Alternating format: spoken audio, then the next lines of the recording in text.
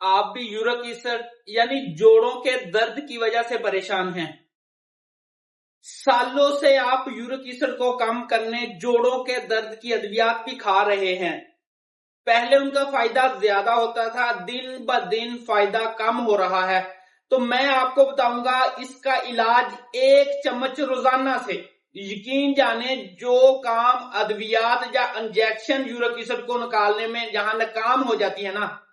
یہ 1 چمچ آپ کے یورک ایسڈ کو باڈی سے خارج کر کے آپ کے جوڑوں کے درد کو غائب کر دے گا۔ دوستو ساتھیو، جس طرح میں اکثر کہتا ہوں کہ ہومیوپیتھک میں جو میڈیسنز ہیں وہ آپ کی علامتوں کے اوپر دی جاتی ہے، جیسے اگر چلنے سے درد جوڑوں کے اندر زیادہ ہوتا ہے تو برائیونیا کی بڑی علامت ہے،